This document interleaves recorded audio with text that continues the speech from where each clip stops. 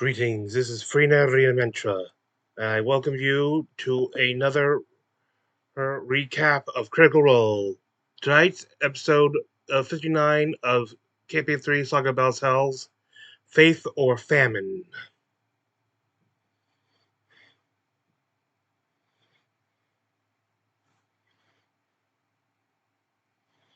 Mm. Mm. Uh, excuse me, episode 60. I think it start. The episode starts out.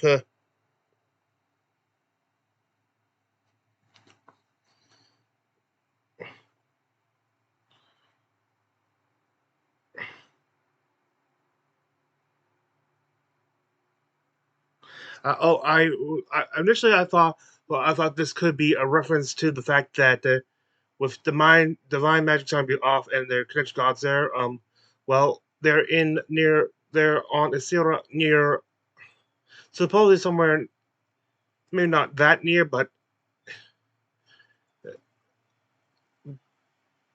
within the influence of Vasselheim. And I initially thought that since they get all their food from blessings from the Wild Mother, maybe that the connection god they're having some trouble now. But it turns out something a little bit. They're more dark workings. It starts out with Sam going. Hey, you notice that Sam is in a D20 costume, and due to some sort of double jeopardy and being on parole, he or as his character is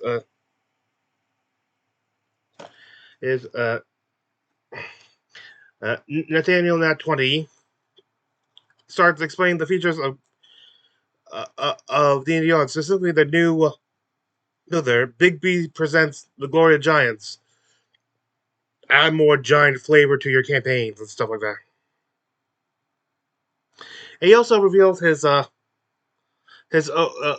then Nathan reveals his own like new monster source book. Uh, uh, Unlocked the stat block, a real life monster manual, and tantric goat yoga guide. That seems wrong for fearless DMs. Creatures including I won't list all his old spiel for them, but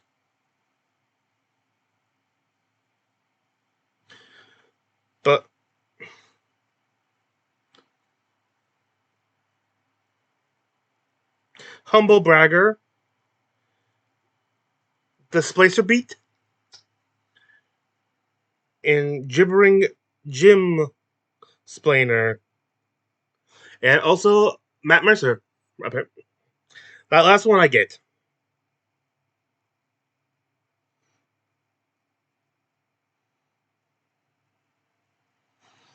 Okay.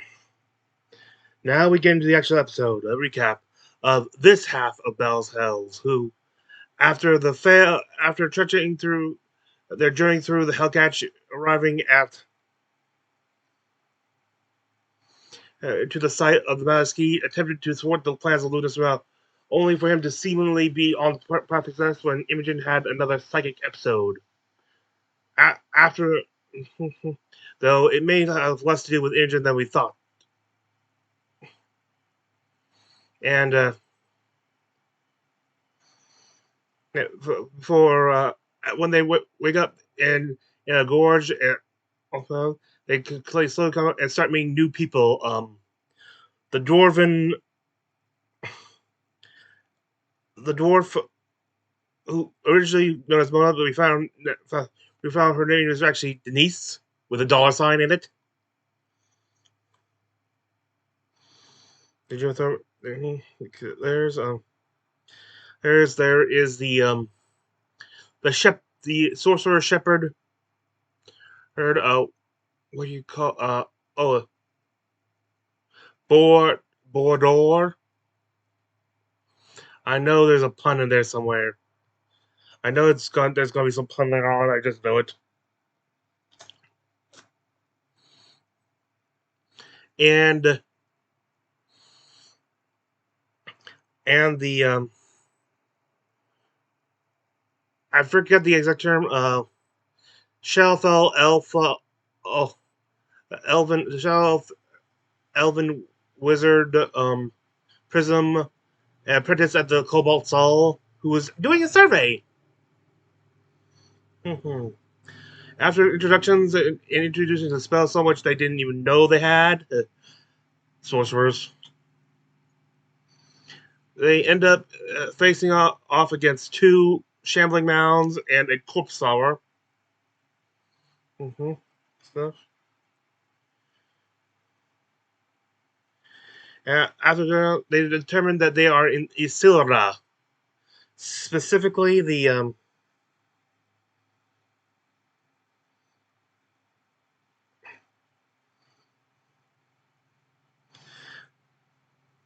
I the Demithor Valley. That's where we pick off.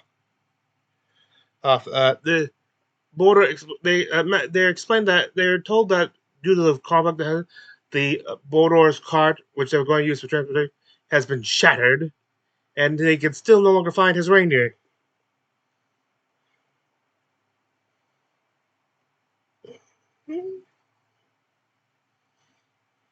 Mm. They did trying to think of some methods of, including one that I thought was so cool at the beginning, where they used the portable hole and put it on top of a Prism's floating disc, but the floating disc apparently is only like a yard in diameter, so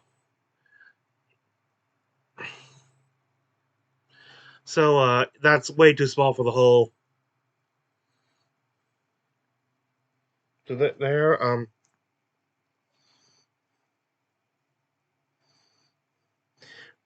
Prism says that she thinks she can copy down the scrying spell into her book, which contains some sort of spirit named Dinos. Uh, Denoise? Ay, ay, ay, ay. Denoise. Um, Haste will allow them to find out the current the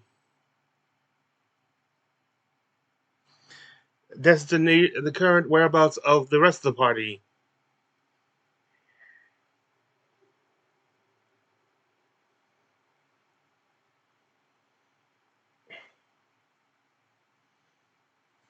At one point, they before they go, they help Denise locate her missing fingernail, and then I forget what actually happens here. I just have a time thing.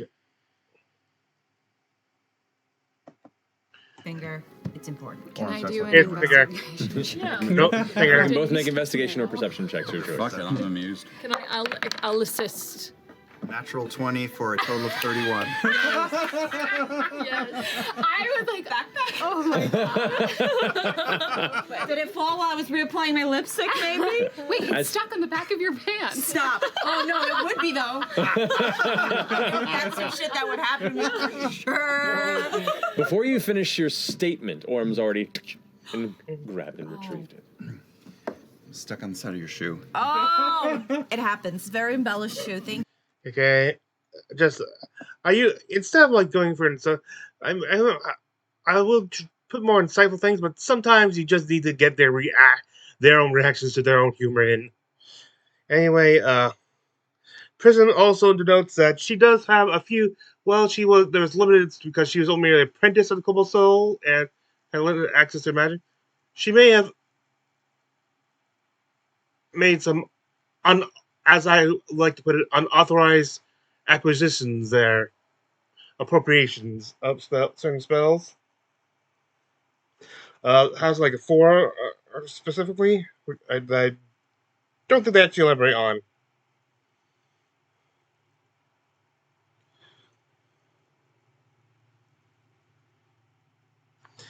They discover that they are on a road.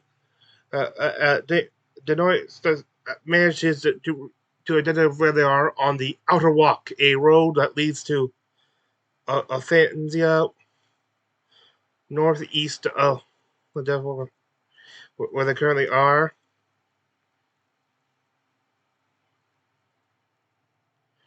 One direction is Endorva, a town, and to the west and to the east is Hearthdwell. They decide Hearthdwell sounds friendlier stuff, so they decide to go in that direction. I'm gonna make this a quick review.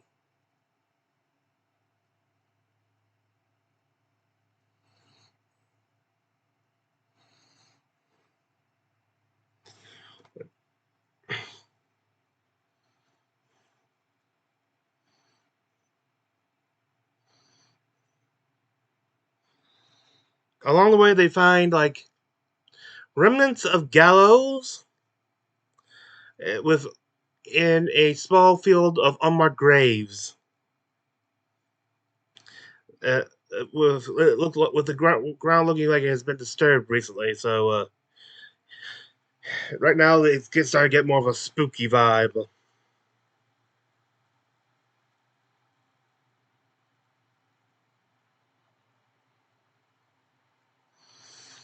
They discover that there seems to be like by the glow of the ley lines ahead above that they may be under a nexus point.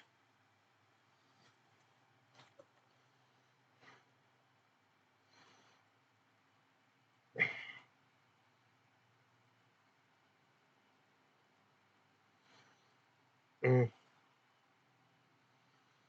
At one point, they while explaining about the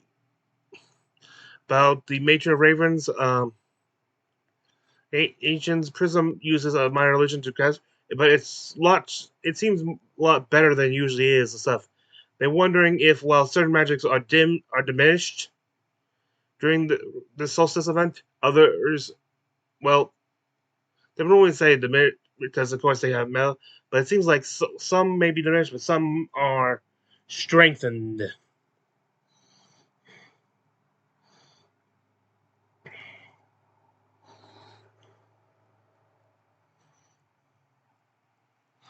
The graves are they do history does reveal like the those graves from before are members of a bandit, some sort of like bandit group or something called, I'm not really sure, called the Valley Coalition, who were put to death there.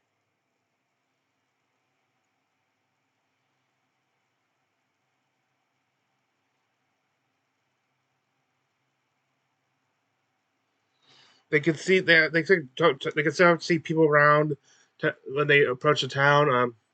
They notice that there are some armored individuals with unusual attire for this type of area. As they get closer, they realize these people wear the symbol of the Dawnfather. We find out that these are bastions from Vasselheim. You know, the sort of the city guard there. And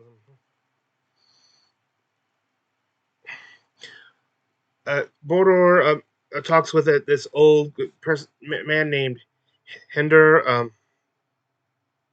Asked if anything's unusual. He tells him to keep quiet, looking nervously at the guards.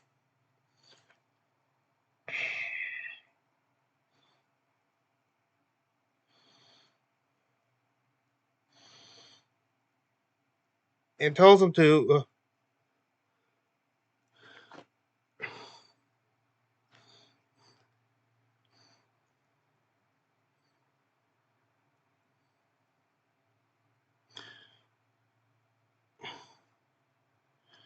after Ashton buys him some tobacco, buys some tobacco from him, and he and Bor'Dor gives him some jerky. He starts telling them that the village lost a few people during the Apathy solstice, though are kind of vague on what lost it means.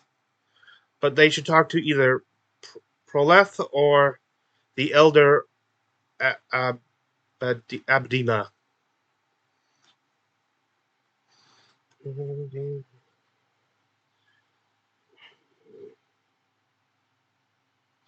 this whole place is giving a. They mentioned how this place is giving a very Twin Peaks vibes.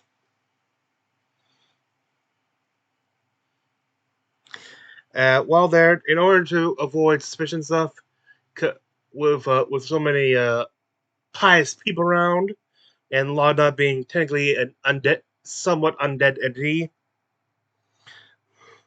they decide to give her a little bit of makeup job, and Orm gets a flower. Yes, Lana. Yes, it's time for you to look alive, Lana. That was an original joke. Don't burn me for it.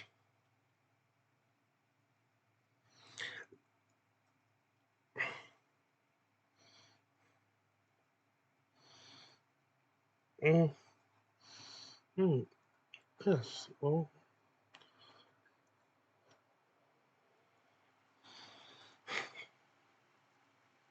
Okay. Let's see. Uh.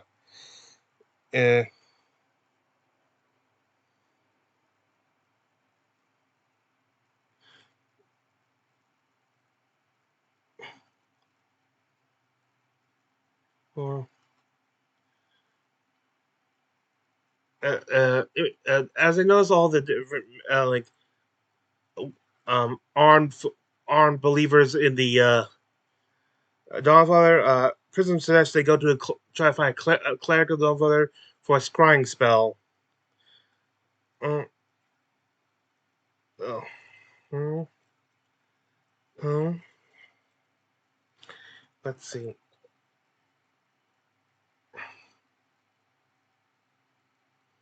They first try with Proletha at his in Navarre apothecary. He's a herbalist.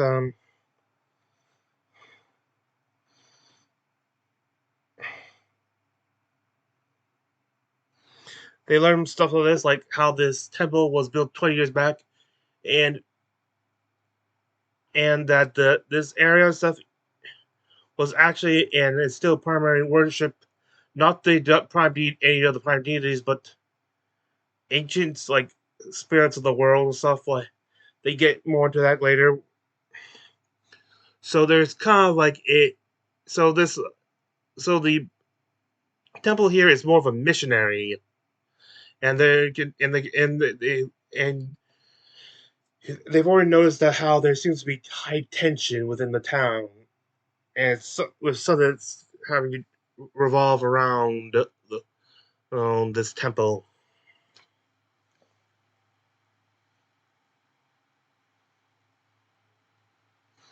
It seems like most of the troops got here more recently, though, for as more as like prep for the solstice.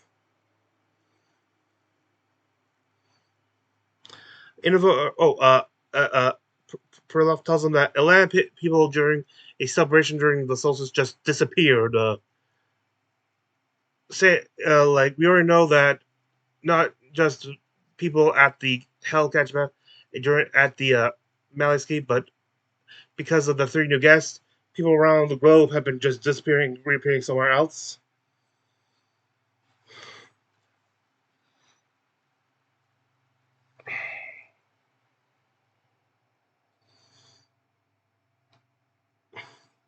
So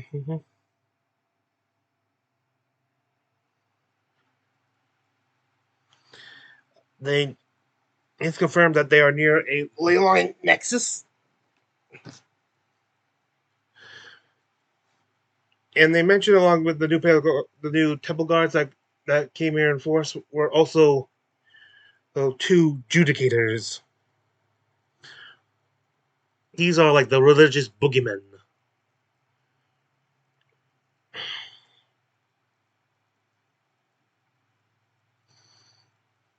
He refers to the people of town as being the of the loam of the leaf.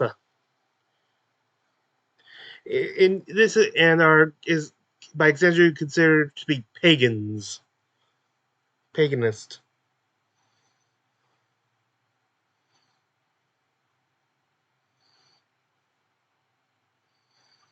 and this has been why they've been frequently targeted by for missionaries from Vasselheim.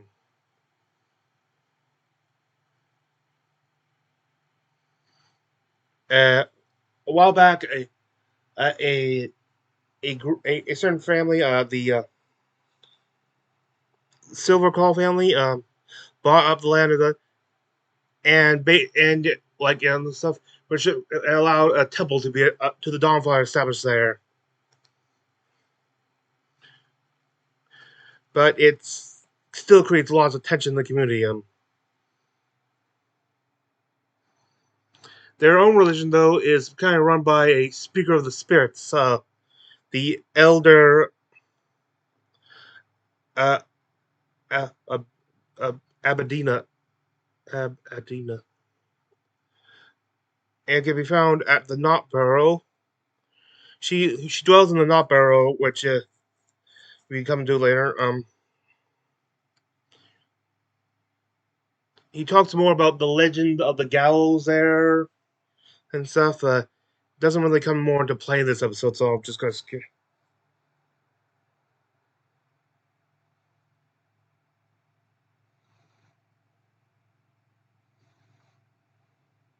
Oh wait, I got time stop here. One.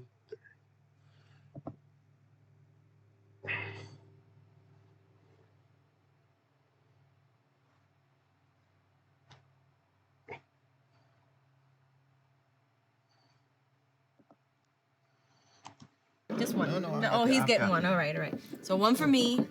Okay. Oh, they also buy some healing salves, which work like How cute! What'll that potions of release? health. Those were 50 Yeah. gold each. 50 gold each.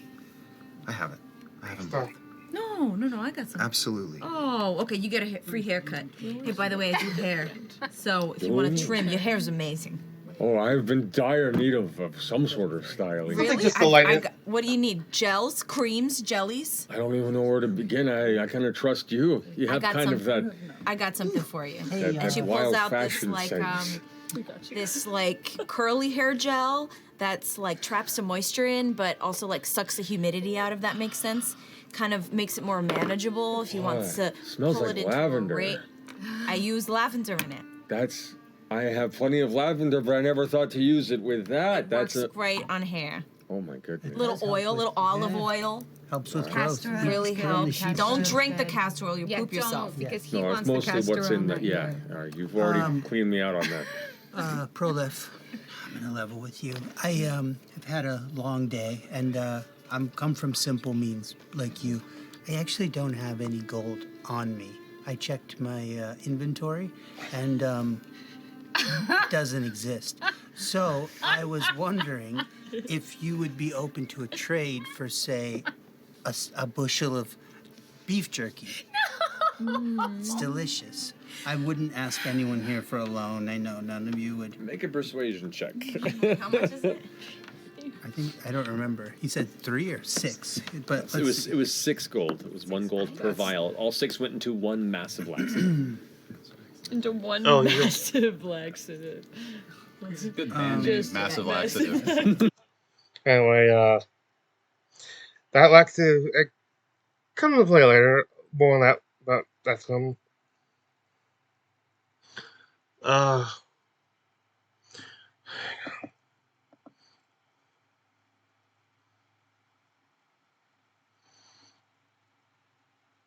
the way there, they talk about this, like how if they could just find a spell, she could just copy down. Fairy wizards do not adhere to copyright rules. Wizards are just straight up thieves when it comes to magic. You know this? By the way, you could still summon her times I crack about how here she will sometimes say crack about how Bor'Dor just suddenly got his magic. You know, she had the wizards versus sorcerers bit.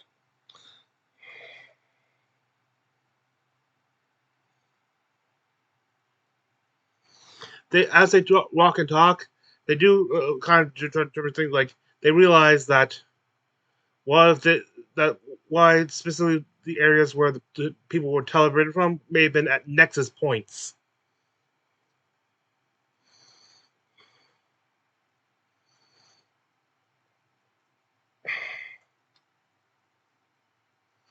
This is thanks to as I call her, it's Detective Marisha. You know, remember how she figured out in the previous campaign the Aor conspiracy?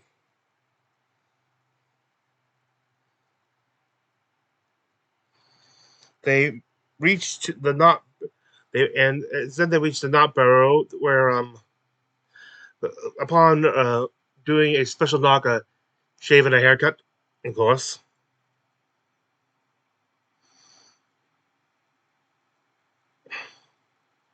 Oh wait, before they go,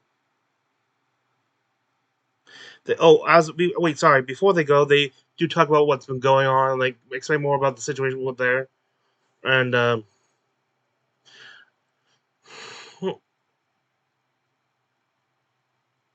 we also find out that at least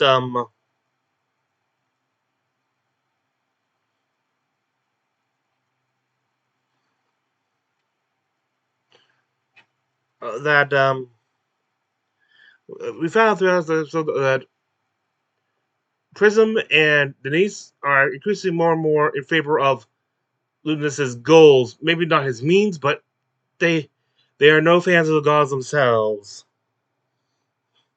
And now upon actually reaching the nut burrow, they knock vines descend and stuff over, and they can see through a peephole, an eye, Arastu, they just state their purpose there for you can get more information on Solstice and maybe more about the town. Any advice?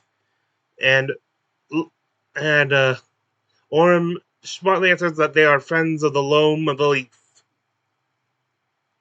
The vines are, uh, give way and allow the door to open, revealing a very tall half-giant woman uh, who is promptly invites him after receiving a gift of a Druidcraft flower from Orem. We go into break. There's man,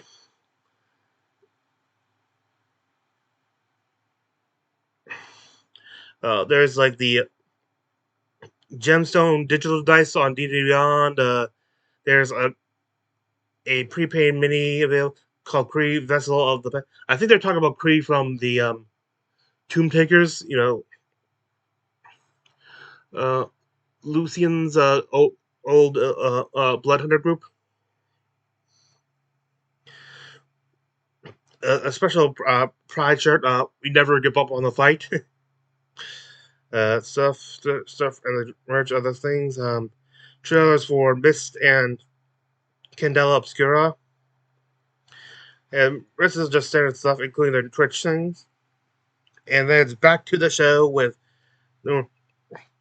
the home of the half giant, now known as the Elder.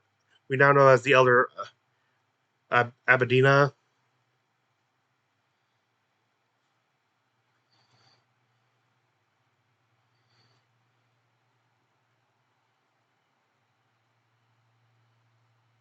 Oh, we also find out that Bor'Dor actually speak before the break that we did discover that. I forgot to mention Bor'Dor speaks Giant apparently, which came as a surprise, which means he could talk to her too. Though she already speaks Common, but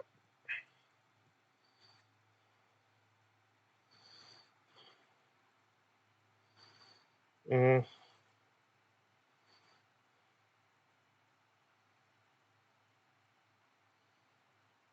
all this place just no. I'll just let you. I'll just show you.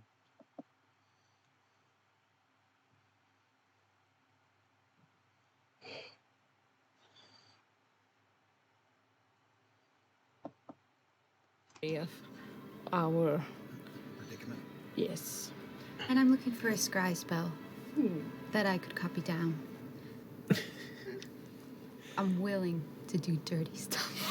Wait, no, I meant like thieving. She's got a high price tag though.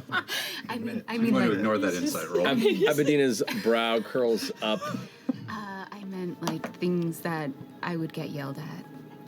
Listen, don't pay any Not attention to getting her. better. She's 12. We just really, we want to get back to where we were. We want to make sure our friends are okay. And we kind of want to know how this happened and how the fuck do we get out of here. Either one of you make a persuasion roll with advantage, or both of you roll independently. Anyway, with that, they talked about this. She actually does as Jonah Abedina, the soothsayer, who speaks on behalf of the is like the go between the people of the town and the uh,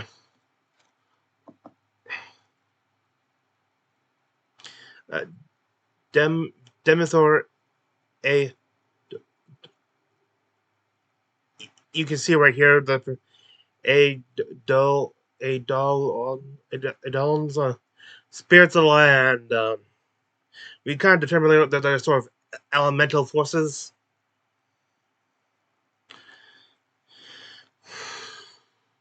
Oh wait, it's all of their three guests. That stuff like as she he speaks to all three of the speaks to them about her sort of bit disdain for the prime deities. Like she does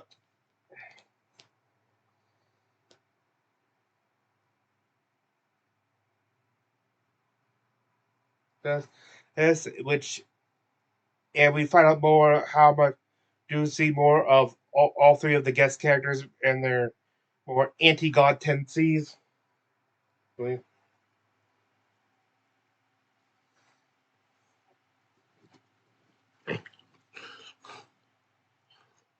Though Orm says point out that he says well he's not represented he can identify that some of the gods have done real good in the world, so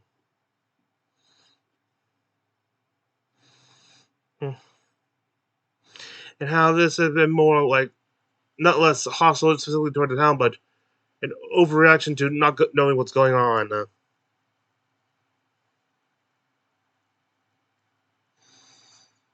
After he inhales, I have to phrase it that the way this show gets to me. Adina is able to relive his experiences and stuff. Determine this.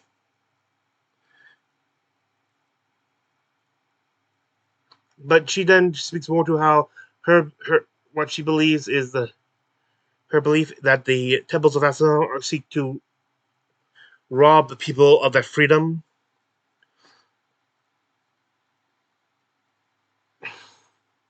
And Lana Sora agrees with this too, but points out that you do this though, and there'll be a power vacuum and stuff. And just because we got some assholes out doesn't mean new potentially worse assholes won't rise to take a place. Like one of the people behind this Ludus, if he attains some sort of godhood, that would be bad. We already see what he's willing to do to accomplish his goals.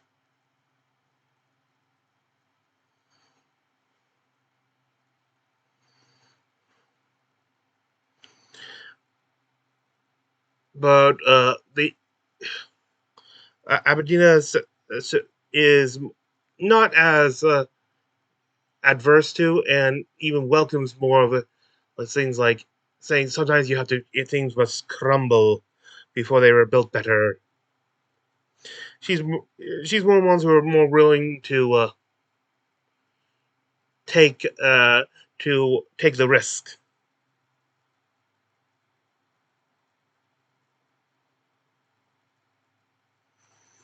And she can tell through visions of that someone has made the gods fearful, actually afraid.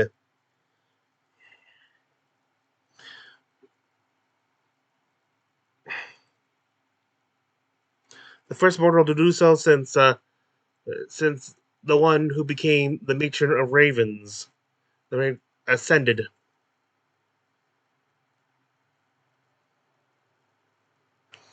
And she says that and when Orm points out that Ludinus is evil, but she says, but his goals seem good. Personally, I think you got a point where it's good. How many atrocities that takes before the ways do start eclipsing the means I mean, the means do eclipse the ends.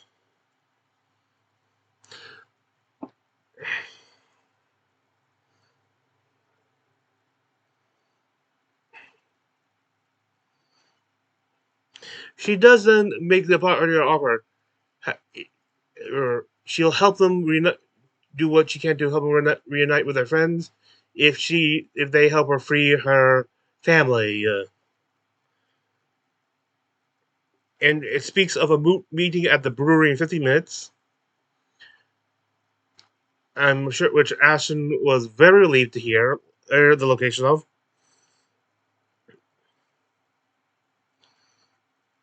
And Denise does ask if she can. She's respectful, as they say here, respectfully asks if she can prove that she helped them, and leads her to a bird bath, which is her scrying well. That at the very least, they can at least know, like all the people that left behind, if they're okay. So they arrive. Uh,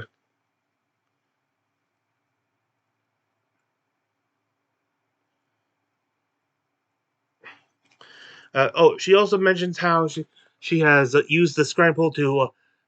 She hasn't had a lot of time to do it, but she has used it thrice to check on those who were teleported away during the solstice. Of the 11, there were three. One was set adrift in the very ocean.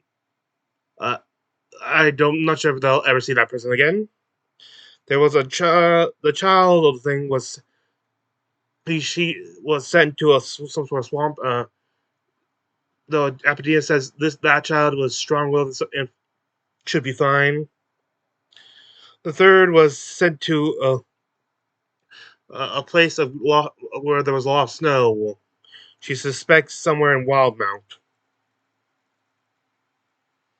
And thanks to a whisper roll from on what the frick's her name?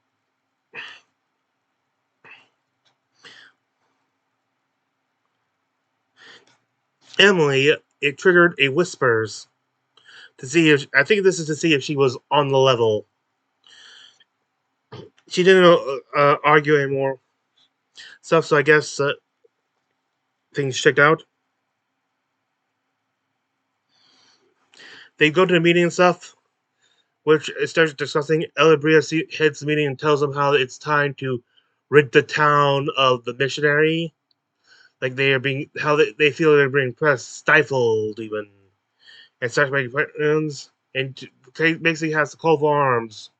Granted, she does say part of the plan is to first ask them to leave peacefully, but if not, all bets are off.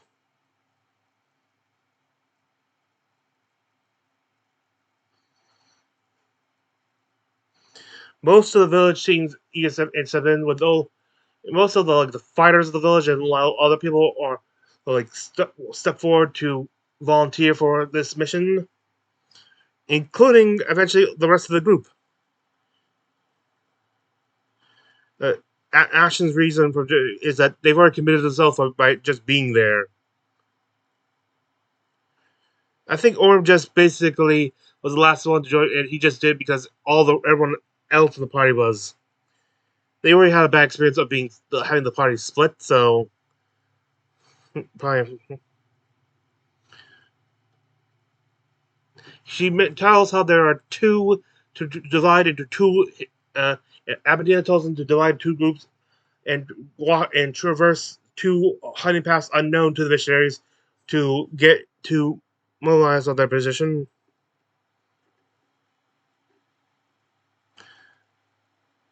They'll get into the chase with Leva. There were about 6 armored bastions within the temple, 3 on the other side of the village. Plus, there is the flame guide Kirio, and 2 juniors. They discuss what a flame guide is, and it's sort of like one more higher priest and stuff, and who are usually chosen missionaries, usually because they also have some sort of military experience or skill.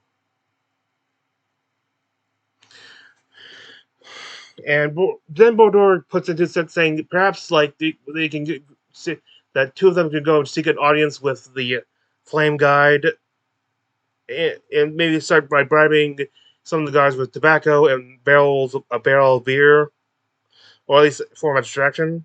And Orm decides to get that a good offering might be to trade information about what Ludinus is up to, and try to convince them that maybe not just to leave because they're unwanted there, but also because there's there is a better fight elsewhere for the Dawn Father's sake.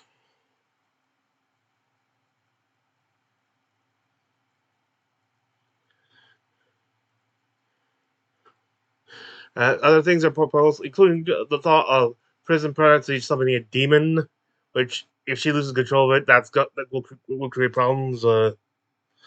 Thankfully, when she go eventually later on, when she actually goes to summon it later on, Matt points out that there's a material cost to that. Blood of a human killed in the last 24 hours, which, unless they're willing to do a quick sacrifice, they will not be getting help from down below. Bor'Dor and go directly by with their cart a cart to give their offerings to the guards and stuff and things. Well, the everyone else goes within one of the two groups along the paths.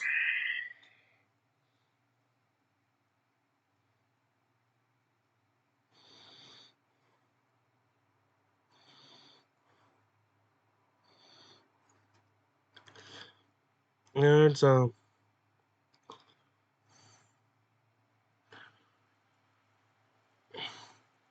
and it's sort of retroactively, but they do like right before it starts. Liam points out that okay, they said they'll give a signal if things don't turn out well and they need to fight. Then retroactively later on when they realize that is that the code phrase is "that's unfortunate."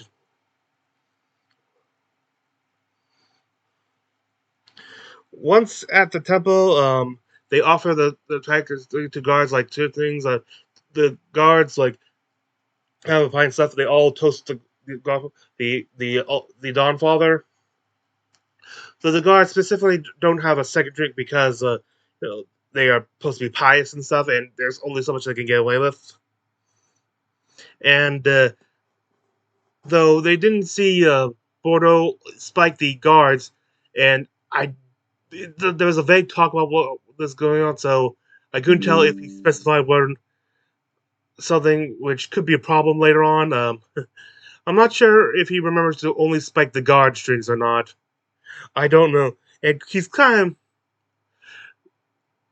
of playing Bordeaux as a simple character and stuff, like a simple and might uh, nerds.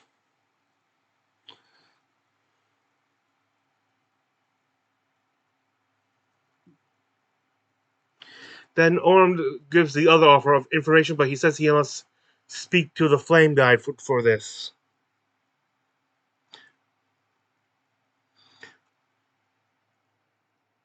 And when the guards go to inform the Flame Guide while he's gone, Orm can start seeing the two groups off on either side in the woods.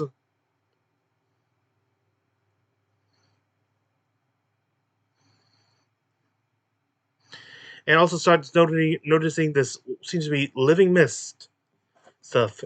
And they figure that some of the Adolons or whatever they're called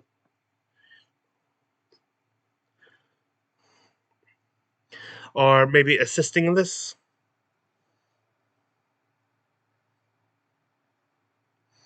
And some of the vegetation seems to grow slightly and stuff. This is where Prism realizes, wait, I can't summon. I don't have the blood to. It's oh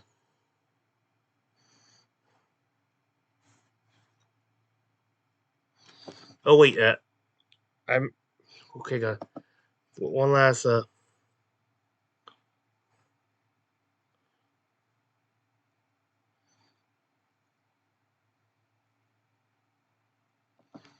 I don't even hear you, but I'm like, Yep, we get to sit here and go, oh, please. So add a dex +2, so you just roll with advantage and then add 12. May 8 or Oh my goodness, that's a crit. That's 2 crits again.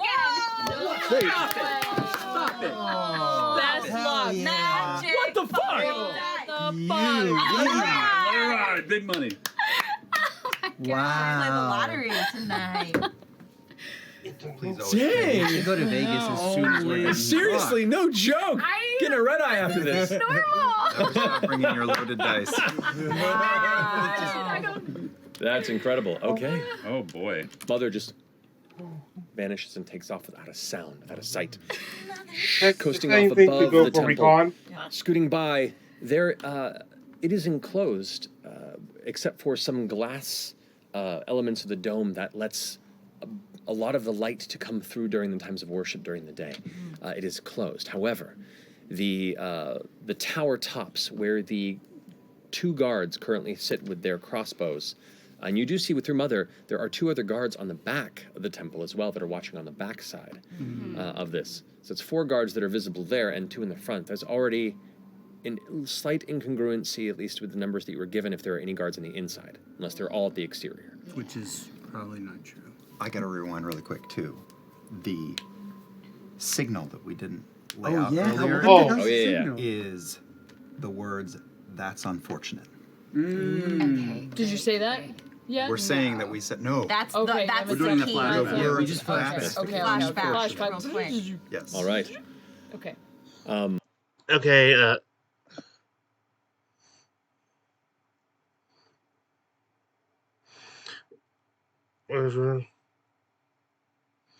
mother witnesses like within like the temple like figures appearing to visuals, and all you see is spots one of the adjudicators. The flame guys appear in one of the high towers above the gate, kind of annoyed, suspicious, all this stuff, and basically maybe not the best time of day to bring this up. He comes, and Orm starts telling him about what has happened, and that he comes to say that was that maybe the fault of Ludus, who of the Cerberus Assembly, and he says he's trying to tear your god, from down from the skies.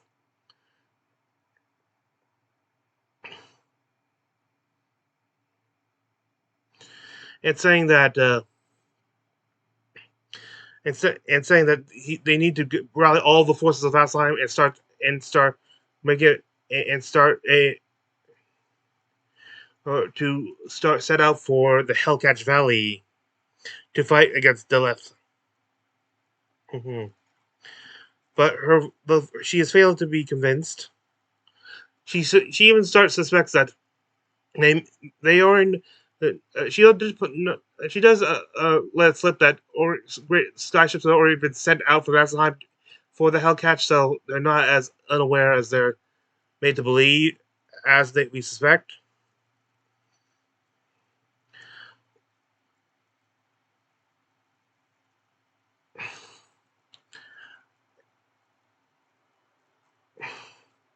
And it has ordered Orm and Bor'Dor to be taken to his superiors under guard and stuff. Basically, they're being arrested and sent to answer questions. And Orm's response is just to say, "Well, that's unfortunate," and uses a seedling's vine to throw one guard against the wall and just points his sword to challenge. Oh. And challenges her to need to figure out what she wants to do now, but she just orders the temple be locked down.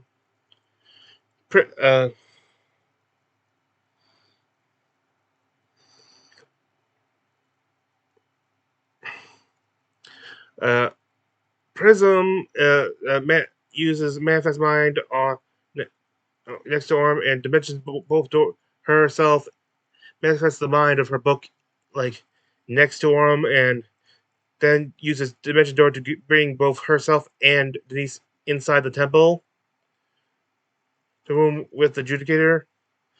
as about to break. Is about to break. Wrong one. We get a map here and stuff, and you know what? One last clip won't hurt.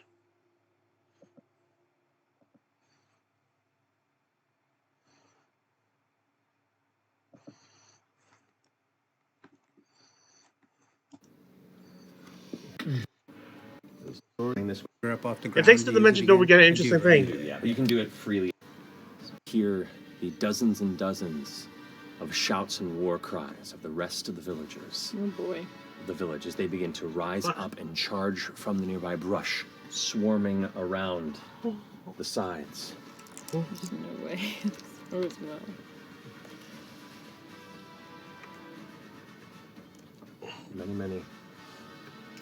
Many of them begin to close the distance here, preparing themselves to charge forth into the inside, while the two of you.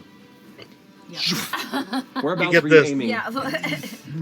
I think like it seemed like there was a bunch of baddies, so I wanted to like basically put us right to intercept baddies, so that they wouldn't come out and fuck with our friends. So you want to intercept them as they're rushing out. Yeah. Okay, so you to where you remember seeing the kind of walkway between where the pews are that heads towards the front double doors to the outside of the temple. And what do we got? Can you tell us who's in there again? There was one guard and one of the. There's like a really big guy. I'll show you. Oh Double map. Oh my god. Oh shit! Oh shit! Oh, nice looking, right? Oh, so it's the two of you. Holy shit. And then it leads to inside the to kind of they catch kn- off what you imagine would be there. Oh no, you guys. That's not good. That's real I definitely dimension door like Oh. and then use my movement to Go behind a pew. Hi. behind you. Okay. Go find Just a as- restroom or something. Two other guards are settled on the sides here. I'm gonna give you support, but it's not with my physical shit. body. Totally. Facing away from them? Sorry. Indeed. Oh my god, ladies, turn it out. Where You better turn it out. Ashton is Denise, running along the side. Mother, I should have been. I should have been the one trying to place yourself over there. Waiting for And it. You're here. Vlad and I is also moving onto that side over there. I'll set that there. Myself a cheat sheet and Am I? How far am I? You're gonna be probably just past that one tree right there. About Okay. there, yeah. I'm really embarrassed about critting so much, but I've been using different dice every time. Just Please continue. We're all really Don't be, Now that we don't be have, embarrassed about success. Just keep doing it. now that we have the temple battlefield set before you, we're gonna go ahead and end the episode there. Oh, now this is not the first time Matt Mercer loves his cliffhanger endings. This is not the first time he ends like right before combat is in, so it starts immediately in the next round things. This may be the first time that he whips out the on previous unseen map before and reveals so much just to have it be a cliffhanger.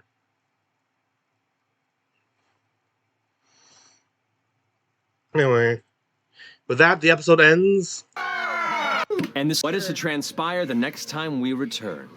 fucking. Of course, they're- Mother Lado joining us. We love you very much. And is it Thursday?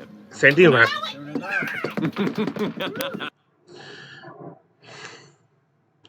Hear that? The only thing about that is I noticed this before. I didn't press next. Apparently, she has using this fans like where are we like things. Apparently, in the since Sam's no longer table, this will be serving as the new Jerry Tank gag. While there's previous episodes he brought out with her, it says with the words "Hi Sam." I guess this is which indicating she's temporarily picking up the banner while he's away. And that's it for that. All that's left is to show you my homebrew, the Arrow of Shadow Pending. This was one I started making a while ago, but stopped and never really got back to it. I actually finished it while watching this episode. When this arrow pierces the shadow of a creature, it's a specifically creature, not an item. Also,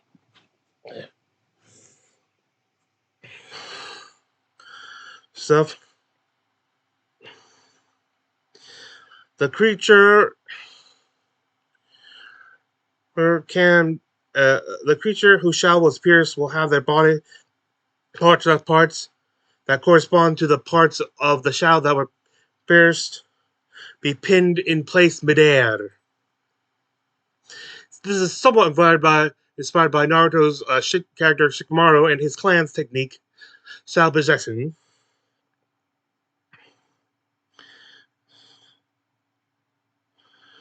Okay. This if this arrow pierces multiple creatures' shell, all creatures will fall under the same effect. The affected part of the body cannot be forced from that spot they're pinned. Though I will say that it sort of is like an infinitely small axis, so you can like potentially spin them around on that point. But you can have rotation around the axis, but not there. And the rest of the body can still try to stretch as long as the whatever part is pinned stays pinned. There's no save for this and stuff, but there are ways to.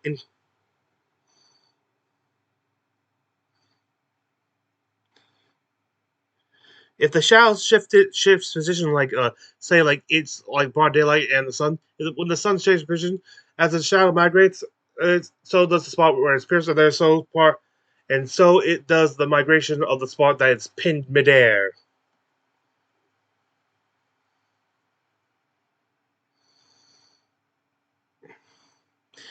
If the arrow is removed, removed. In this case, I will clarify that should the shadow also be able to move, and until it's no longer the arrow is no longer pinning it, they are released, and even if the shadow comes back on the arrow, they will no longer be trapped.